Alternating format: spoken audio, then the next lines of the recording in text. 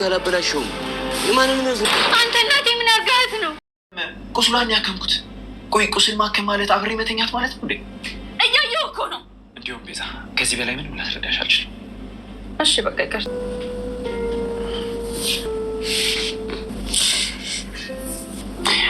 ታዲያ ታምሩ ይቅርታ፣ በጣም ስልክ እየነካካው ነበረ።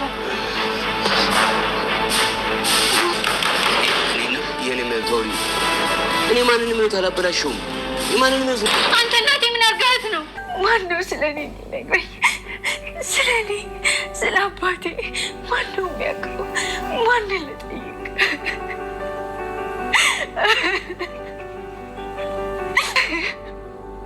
እናቷን አግኝቷ ተደስቷ ሳትጨርስ እናቷን ገደለባት። የአባቷም ምላሹን ሳታገኝ ማን ይሆን ስለ አባቴ የሚነግረኝ? እናቴ እንኳን ስለ አባቴ የማታውቅ ከሆነ ማን ነው እያለች እናቷንም እንግዲህ እውነቱን ተናገሪ በማለትም እናቷን ከገፋፋቻት በኋላ እናትየውም እውነቱን ከተናገረች በኋላ እንዴት አንቺ ይሄ ሁሉ ጊዜ ደበቅሽኝ? ልጅሽንም አንቺንም እቺ ዲቃላሽንም ሲጣድርጌ እገላለሁ እንዳለም ዛሬ ላይ እንግዲህ ደሊላ ሀዘን ውስጥ ገብታ ትገኛለች። ሰላም ሰላም! ውድ የምወዳችሁ የማከብራችሁ የሴና ቤተሰቦች ሰላማችሁ ብዝት ይበል። እንግዲህ ያለፈው ክፍል ላይ ደሊላ ከቤተሰቦቿ ተገናኝቷ ነበር። እንግዲህ እናቷንም ስታገኛት እናቴ ብላ ስትሄድም እናቷም እንግዲህ ልጅ እንደሌላት ነበር የተነገራት። ሆኖም እንግዲህ ልጅ እንደሌላት ነግሯት ነበር። ሆኖም እንግዲህ ያንን እናቴ ብላ ሰፍ ብላ ስትሄድ እናቷ እንግዲህ ልጅ እንደሌላት ስለሆነ ነግሯ ትዳሯን የመሰረተችው ሆኖም እንግዲህ የእህቷ ልጅ እንደሆነች ትነግረዋለች። ሆኖም እንግዲህ ደሊላም እጅግ ትደነግጥና ይሄ ነገር እንዴት እየተፈጠረ ነው በማለት ነበር።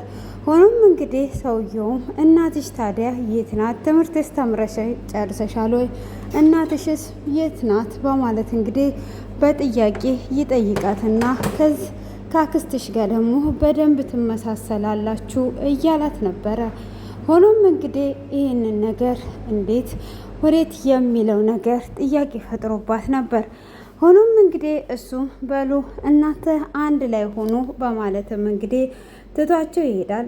ደሊላም እንግዲህ ከእናቷ ጋር ትቷት ከሄደ በኋላ እናትየውም ነገሮችን ሁሉ ያበላሸሁት እኔ ነኝ፣ ልጄ ይቅርታ አድርጊልኝ። እኔ መጀመሪያ ከሱ ጋር ስገናኝ ይህ ሁሉ ደብቄው ነበር። እሱን አጣለሁ ብዬ እንደዚህ አይነት ነገር ተጠቅሜ ነበር። ካዳማዬ እኔ መካዱ ነው ወይ የመጣልሽ? እንዴት እንደዚህ አይነት ነገር ታደርጊያለሽ? ብላ ስትላትም ታዲያ ምንም ነገር ማድረግ ስላልቻልኩኝ ነው። ታዲያ ምን ላድርግ? ስለዚህ ነው ብላ ትላታለች። እንዴት የአማራጭ ሊመጣልሽ ይችላል? ብላ ስትላትም እባክሽን ልጄ ለትንሽ ጊዜ ብቻ ታገሽኝ፣ እኔ ሁሉንም ነገር እነግረዋለሁ ብላ ትላታለች። ነይ እስቲ ልጄ የእናትሽ እቅፍ አልናፈቀሽም ወይ? ብላ ታቅፋታለች። በይ በቃ ሌላ ጥያቄዎችሽን ተይና ነይ ልቀፍሽ በማለት እንግዲህ እቅፍ አድርጓ እያሻሸቻት እንዴት እንደናፈቅሽ ነበር ልጄ እንኳን መጣሽ ብላ ትላታለች። ካዳማዬ ከናፈኩሽ ለምን አልደወልሽልኝም? ብላ ስትላትም እየፈራውኝ ነው ያልደወልኩልሽ፣ እሱን አጣለው በማለት ነው ብላ ትላለች። እንግዲህ ይሄ ነገር መጀመሪያ የወለደቻት ልጇ ናት። ሆኖም እንግዲህ መጀመሪያ በትውውቃቸው ውስጥ ልጅ እንደሌላት ስለነገረችው አሁን ግን ደውላ ስታወራት ነገሮቹ ሁሉ ትዳር ይፈርሳል የሚለው ነገር ስለነበረ ምንም ስለ ደሊላ የነገረችው ነገር አልነበረም። ምንም አይነት ቤተሰብ እንደሌላት ነበር የነገረችው። ሆኖም ዛሬ ላይ ደግሞ እህት እንዳላት ስትነግረውም ግራ ገብቶ ጥያቄ ፈጥሮበት ነበር።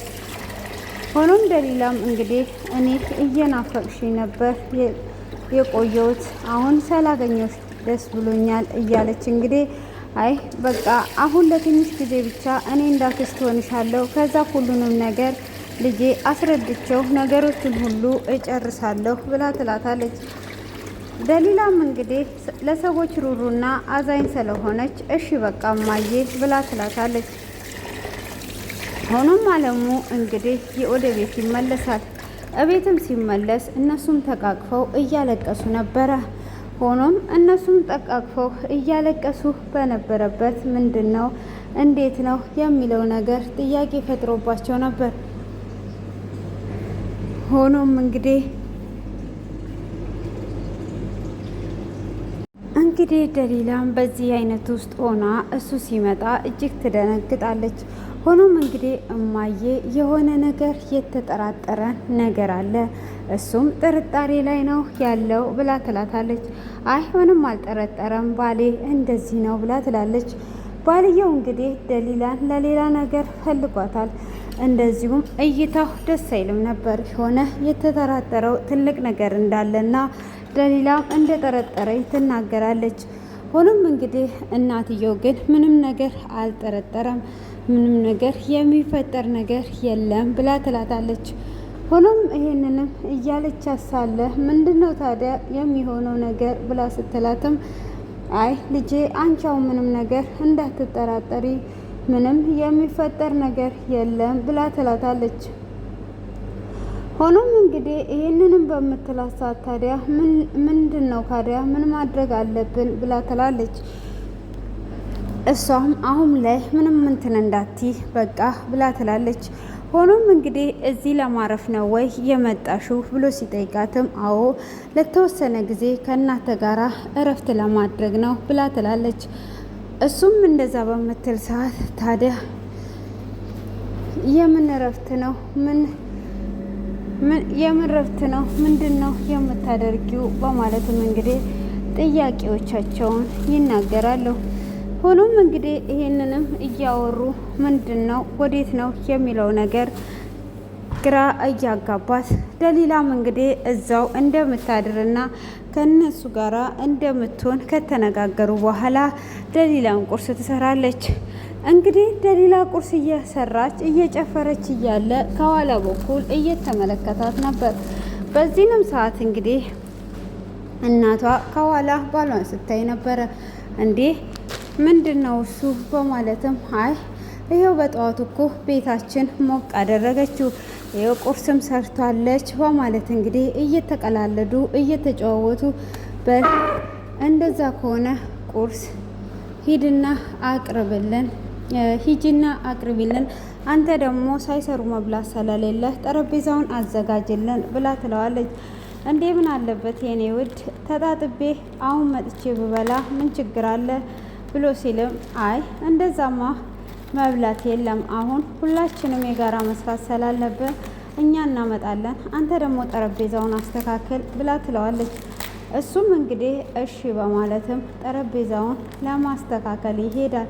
ሆኖም እንግዲህ ጠረጴዛውን ለማስተካከል ከሄደም በኋላ እሷም አይ እንደዚህ ከሆነ ጥሩ ነው በማለት እንግዲህ አንድ ሁለት እየተባባሉ እየተጨዋወቱም ነበር።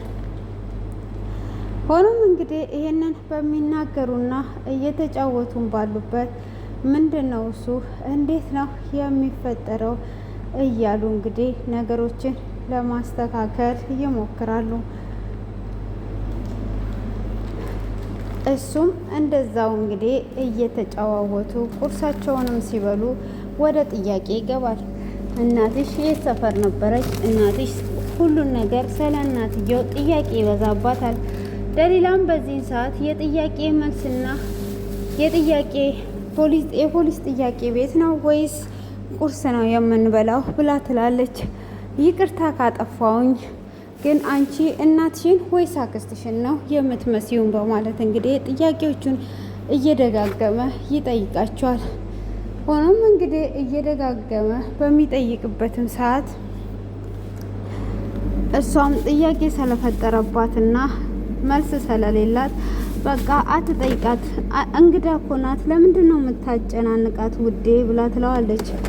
አይ እኔ እኮ ያስጨነኳት አልመሰለኝም፣ እሺ በቃ ቁርሱን በቃኝ ብላ ትሄዳለች። ሆኖም እንግዲህ እሱም በቃ ወደ ስራ ሄጃለሁ እናንተ ተጫወቱ ብሎ ባለበት እማዬ ግን ስለ አባቴ እኮ ምንም አልነገርሽኝም፣ ከአባቴ ጋር ትዋደዱ ነበር ወይ በማለት እንግዲህ ጥያቄዋን ትቀጥላለች። እሷም እንደዛ በምትጠይቃት ሰዓት ልጄ እባክሽን የማይነሳ ነገር አይነሳም ብላ ትላለች።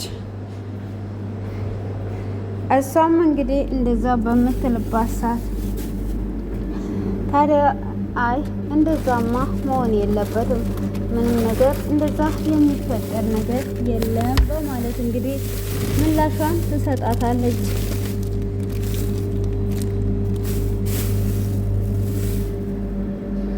ሆኖም እንግዲህ ደሊላ ነገርና እውነቱን ተናግረሽ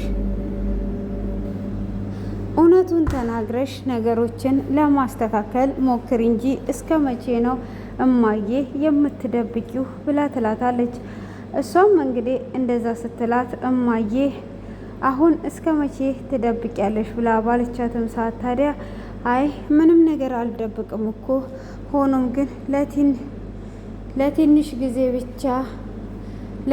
ጊዜ ብቻ ነው ብላ ትላታለች። እሱም እንግዲህ ለትንሽ ጊዜ ብቻ ነው ብላ ትላታለች።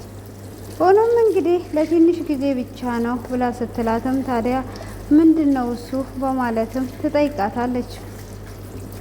ካዲያ ንገሪውና እውነቱን ነግረሹ እውነቱን ብትጋፈጪ ይሻላል ብላ ስትላትም እሷም እንግዲህ በሀሳብ ትሄዳለች።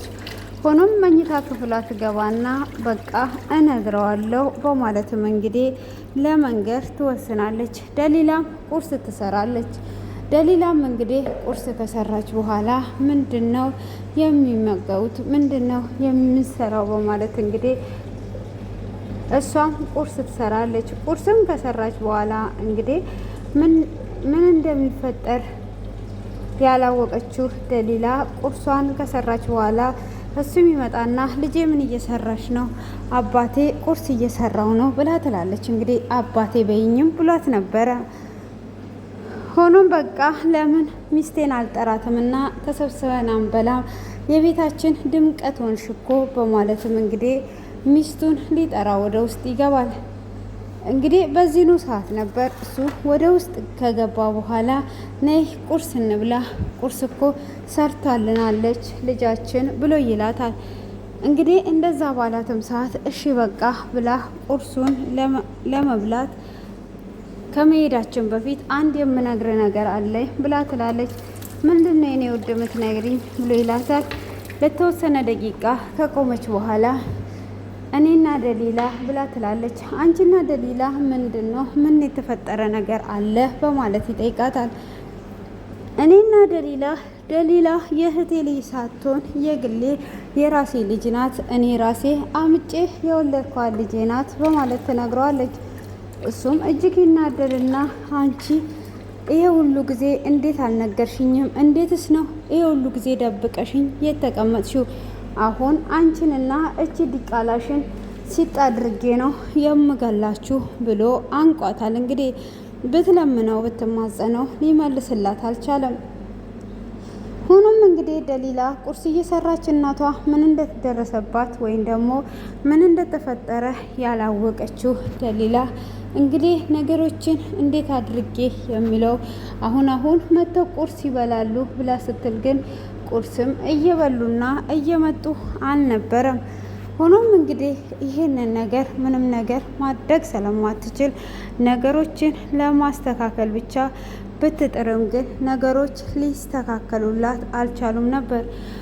ሆኖም እንግዲህ እሷንም ይዞ እያለ ደሊላ ወደ ቤት ወደ ውስጥ ስትገባ እንግዲህ እናቷ እራሷን ስቷለች። እጅግ በጣም ነበር የደነገጠችው። ሆኖም እኔ ልገላት አስቤ ወይም ልጎዳት አስቤ አይደለም እያለ ይገኛል። ከዚህም በፊትም እንግዲህ እንደመጣች ደሊላ ያ መጀመሪያ እኛ ቤት የሚመጣው ሰውዬ እኮ እያስፈራኝ ነው እያለቻት ነበረ። በጣም የሚገርምና የሚያሳዝን ነው። እንግዲህ ነገሮቹ ሁሉ ደሊላ የምትሄድበት ቦታ እየተበላሹባት እየሆነ ቢሆን እንግዲህ ስለ አባቷ ሳይመለስ እናቷ እንደዚህ አይነት ሁኔታ ላይ በመኖሯ ያሳዝናል። እንግዲህ እዚህ ጋር ደግሞ የደሊላ እናት ናት ጥፋቷ ማለት ነው። እንግዲህ በመጀመሪያ ጓደኛ እያሉ ብትነግረውና ልጇን ባትደብቅ ኖሮ ዛሬ ላይ ይሄ ነገር ፍራቻ የሚደርሳት ነገር አይኖርም ነበር። ሆኖም እንግዲህ ልጅ መቼም ተደብቆ የማይቀር ነገር ስለሆነ ሁልጊዜም ተደብቆ የሚቀር የሚመስላቸውና የሚደብቁ እናቶች እንግዲህ መጨረሻ ላይ እንደሚወጣ እንዳይረሱ ማስታወሻ ነው ማለት ነው።